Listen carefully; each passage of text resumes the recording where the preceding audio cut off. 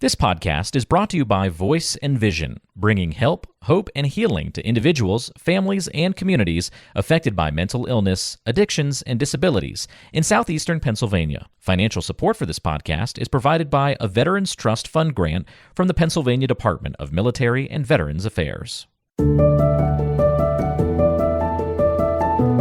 Welcome to Untold Valor, a podcast with a unique focus on veterans, featuring stories of courage, recovery, perseverance, and strength. Listen to hear veterans share their perspectives on what it's like to battle mental health challenges, combat addictions, and overcome other adversities unique to those who have served. Welcome into another edition of the podcast. This is Untold Valor, where we share stories from veterans and highlight ways to hopefully help other veterans find resources that could help them as well through their journey. And this time on the show, we've got John S. Berry Jr., who's going to be joining us and talking a little bit about his own military experience as well as a family member. John served in the Army, the U.S. Army. He was in Airborne school and Ranger school. So we're really excited to have him here to talk about it. He's also an attorney as well. So we're going to maybe have John back for another episode to talk about some other legal aspects. But for now, let's focus on John and his story. John, how are you? Great. How are you? Fantastic. Thank you for being here. Reverend Ben's here as always. How are you, my friend? I'm fantastic. How you doing there? Glad to have you on today. Yep, absolutely. Well, thanks so much, Mark and Ben. I'm honored to be on this program. Yes, sir. Well, we try to help as much as we can. This is our second season we're launching here, so thank you for being with us. Let's jump right in and just tell us a little bit about you, your background, your military service, and the things you want to talk about today. Sure. So my family has a long history of military service. My father is a Vietnam veteran. Both of my brothers either served in Iraq or Afghanistan. I served in Bosnia and then in Iraq. And, for us, it's always been a part of our family. For me, it didn't become real until I was playing football at the College of William and Mary.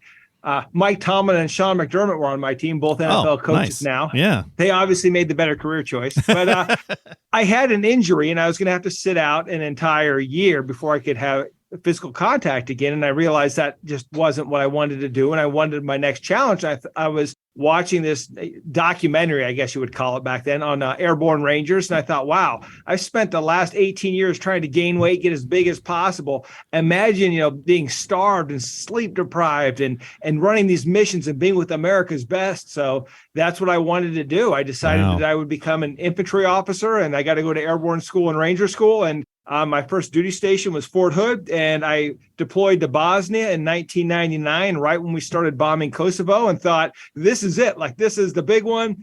And then we got there, and it was a peacekeeping mission. Things flared up from time to time, but it was nothing like I thought it was going to be. So I got out, went to law school, and when I went to law school, they said, you're eligible for tuition assistance if you stay in the Nebraska National Guard or go into the Guard. So I got into the Guard, and I got a company command, and I was practicing law for about a year, and I was stressed out. I mean, I was, as you can imagine, a new lawyer. I was a company commander in the Guard, and I just was, working 78 hours a week. And I had been in command for 3 years, and I told my battalion commander, I said, I really appreciate this, but my commitment is up, and I can't do both. Yeah. And he said, well, don't worry. You don't have to do both. You're getting orders to go to, and you're taking your company to Iraq. So I became a company commander in Iraq, and it was a great experience. I came back, and then I started getting involved in the officer candidate training program. And I finished my career after 20 years as the battalion commander running the officer and warrant officer candidate school. So it was a great career. A lot to be grateful for, a lot to be thankful for. One of the more, difficult parts of it has been that throughout this, I've had 3 soldiers that I know of commit suicide. So it's been, one of those kind of bittersweet memories, right? Where you do it for the guy to your right and your left, and then it's over. And I think that's been the toughest part of it, right? There's no more mission. There's no more team. And so for a lot of veterans coming back to this, it's tough. And I still get calls. I got a call from one of my former squad leaders from when I was a young infantry platoon leader. He went on to become a platoon sergeant in Iraq, a first sergeant in Afghanistan, 4 Bronze Stars, 2 Purple Hearts. And, he had a pretty bad TBI, but he went out and he bought a CrossFit business, made some money, sold it, created a logistics business and sold it. And now he's going to get some special treatment for his brain injury because things are getting worse. And so, there's a lot. I think we get so much. The Army gives us so much, but it takes a lot too. And I think that's been my lesson, right? Is that I've gotten so much more than I've ever put in, and I've got to be with America's heroes, and I've got to really experience life. On the other hand, really experiencing life in a very visceral way, I think has its effect on all of us. Yeah. Wow. That is an amazing story, amazing career from top to bottom there. Ben, you want to chime in here? That blew me away. I'm listening to you, John, and I'm reflecting back into my endeavors in the military. Listen, I love the military, but at the same time, I tolerated some of the situations that I was in. Just like you said, that 1 minute you're doing one thing, and next minute you're shipped off to Iraq. And I had to deal with that kind of thing because we used to be on air alert a lot. You know what air alert is. When you don't know when you're going. They call you to the airfield and they send you back home. If that ain't torture, I don't know what it is. But You know what? The experience made a man out of me. Yes, it did. I must say that. The military made a man out of me and taught me independence. And also with the brotherhood of men. Because when I was in, we was a brotherhood. And like you said, when we get out, sometimes we're displaced because that brotherhood thing is not in the streets.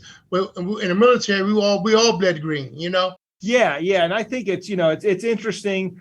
People talk about a lot, in the civilian world, we come back and they talk about diversity and all the challenges. And, when we went through, hey, when you get into a shower stall with 16 other guys, 4 bars of soap, and the drill sergeant gives you 3 minutes to take a shower, those barriers come down and you just accept people for who they are. But of course, the low performers, the thing I really liked about the military, and it's really made me, I think, successful in the civilian world is, it didn't matter where you came from, your skin color. If you were a high performer, you were a high performer. But if you were a dirtbag, you were a dirtbag. And that's what separated people. The high was, you got to trust that person to have your back. And if you can't trust them, then they're worthless to you. And it doesn't matter who they are or where they're from. But if you've got that buddy who's got your back and you're depending on them to complete the mission, once again, it doesn't matter who they are, where they're from, where they're born, rich, poor.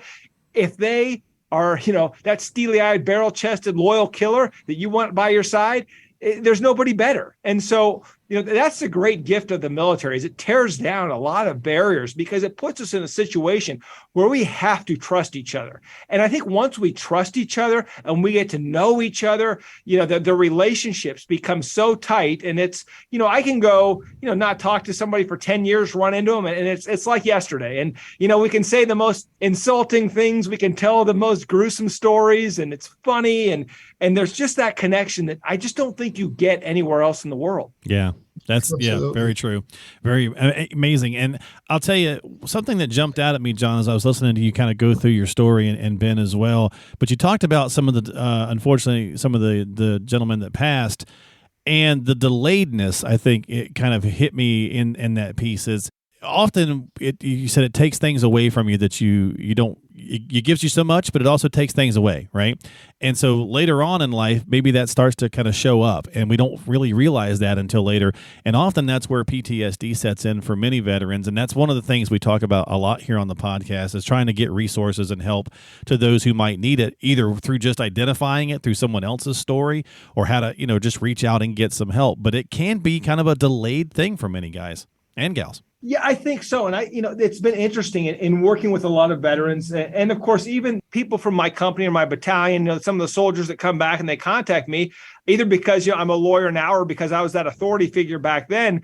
And, some of the symptoms that they're dealing with now never manifested in service. When the team was there and the mission was there, they could get along okay. But it's once that support is gone that they really start to suffer. And, I found too that, I am hyper vigilant now, but I see it as a gift. I think it was the Intel CEO, Andy Grove, who said only the paranoid survive. And I think it's made me better at my job because first of all, I'm grateful every day that I'm alive. Right. But second, I am, I still live in a very paranoid world where I still have those dreams, where it's like we're in a patrol base and we're trying to dig in before the enemy gets there, right? Or you wake up and your weapon doesn't fire because you didn't clean it.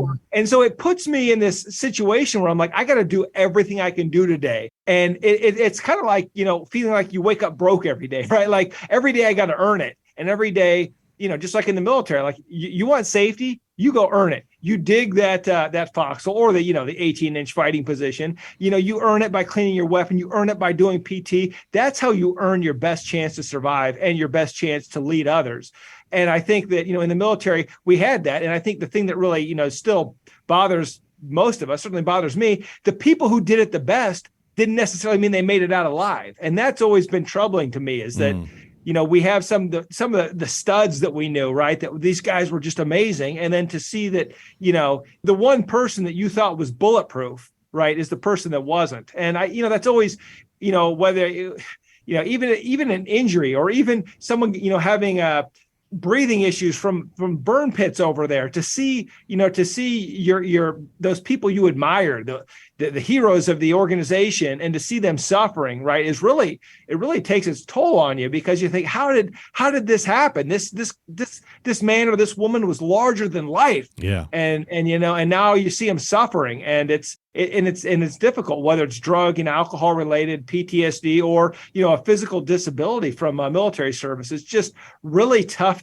sometimes to wrap your mind around it, because you think but that guy's invincible. That couldn't have happened. And to really accept it is difficult. And then you think, well, it's so selfish of me to think of it that way, because they're the ones that are suffering. And then of course you talk to them sometimes, and it's like it's nothing at all to them, right? It's like they're the same person. And it's just, it's dealing, I think, with that and understanding that here I am, almost, a couple decades later, and looking back at this and thinking about everybody who helped me, and did I help them enough? And have I done enough? And I think that's a feeling that a lot of veterans get. I wouldn't call it guilt, but it's this gratitude that kind of has a little bit of teeth in it, that says, I'm so grateful for all the great men and women I served with. I'm grateful for the opportunity.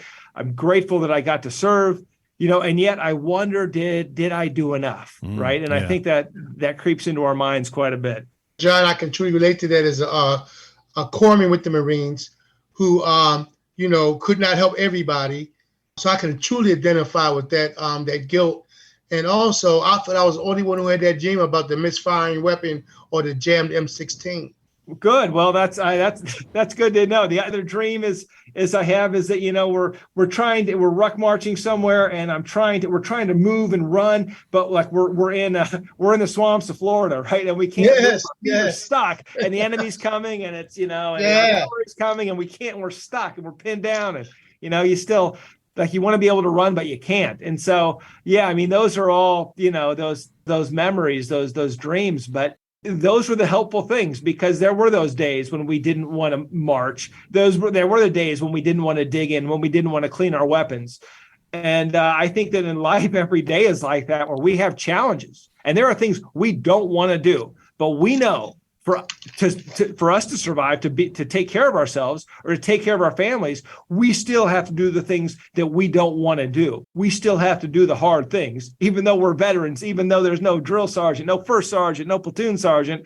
There's still that voice in our head pushing us. And I think that's a good thing, as much as I know it drives me crazy sometimes. And I want to get the voice out of my head and go to sleep. I think it's a good thing. But because it's the ghosts, right? It's the ghosts and the magic words, as MacArthur said. It's hearing the voices and knowing that we still have a purpose. Yeah. Oh, yes. Wow. Yeah. That's powerful stuff. And I think that's maybe, John, that's where a lot of veterans struggle after the fact, right? One of the reasons we do this podcast and Voice and Vision offer the resources they do is, and all the different places that offer resources, is to help when those guys are still stuck.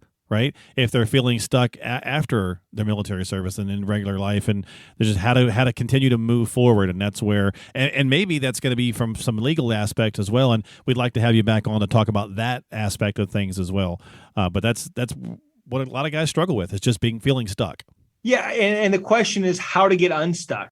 And, it's difficult for me to deal with some of the veterans. And I'll give you a great story. So my friend that I told you I was just talking to you about, I went to go visit him. I don't want to give away, any information, but let's just say it's known for developing infantry soldiers. And I went down there and visited him when he was running his CrossFit facility. And I showed up, and he had some injuries. He has service connected for several through the VA. And there were other veterans there as well. And some of them were, had lost limbs. Some of them were in wheelchairs. And I showed up at the gym, and we had a couple of beers, and I said, okay, are you doing all these things? He said, I can't run anymore. I can't do this, but I can do a few things. He's like, but you got to be here at 5. You got to see these guys. So I show up at 5, and his team was mostly disabled veterans. And we showed up, and I mean, there were guys, once again, amputees, veterans in wheelchairs, and these guys are working out. And he's kind of like, what's your excuse? Right. Like if these guys are here, and sure enough, there's this captain who had a TBI, who was one of the coaches, and my friend came over and started yelling at the captain because the captain wasn't yelling at me for getting low enough on this exercise where you throw these medicine balls like 10 feet in the wall and then catch them and squat down. And it was but it was so inspiring to see that. I think that one way to get unstuck is just to go out and do something physical, but it goes deeper than that, right? I think the other way is just to help people. I have a good friend, Scott Robinson of Camp Cowboy, right outside of Fort Hood, Texas. And, they do equine therapy. He's got a big ranch out there, and they bring in horses, but they teach soldiers how to cowboy. So they teach them a new skill, but it's either doing something or helping somebody. And I think that's where we get lonely, is when there's no purpose, nobody to help. But I found that there's no shortage of people in the world that need our help. And, you still, even though you get the DD 214, you're still probably stuck with that oath. So go out and help your community. I think that's the way you get unstuck. When you start thinking about yourself and your own problems, that's when you're stuck in your own head. But in that black box on your shoulders, right? It's just your brain. You can't get out of it. But I think you get out of it by helping other people and interacting with other people. And most people need us more than we know. And I think that when given the opportunity, I always want to be someone who will volunteer to help somebody else or to do something that will get other people involved. But I think the real way to get unstuck is through interaction with other veterans, serving the community, or starting a business. But just do something, because I think where it gets the worst is when you're doing nothing. Yeah. And then those thoughts get in your head, and it's hard to sometimes stop. And the only way you can really start doing something physical. I mean, it's just like, look, hey, go out and, whether if you can run, go out and run 5 miles. Pretty soon, all you're thinking about is the running, right?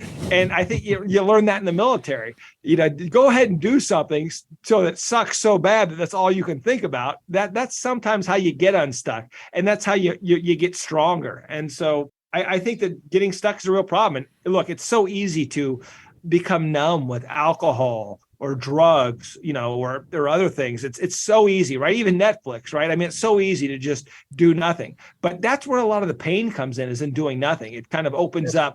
It opens you up you become vulnerable when you're doing nothing. It's like laying out in front of the fob, with no security, right? It's like you've set yourself up to be attacked. You're now a soft target. And so I think it's all about interacting with your community, interacting with other veterans, and just doing something. Wow. Absolutely, John. I hear you, man. And it's almost as if it's harder to stop doing nothing than it is to stop doing something. Well put, Ben. Yeah, well put. Well, great stuff. I mean, thank you so much for being here, John, and hanging out with us. I know we'll be respectful of your time and as well, but thank you so much for being on here. Often we try to close out the podcast by just asking our guest if they have, kind of any kind of a motivational or inspirational thing they'd like to share with other veterans going through something. But boy, you hit a couple of them already. So I'm not sure if you have anything else left to offer, but if you do, what would you say to veterans that need some help?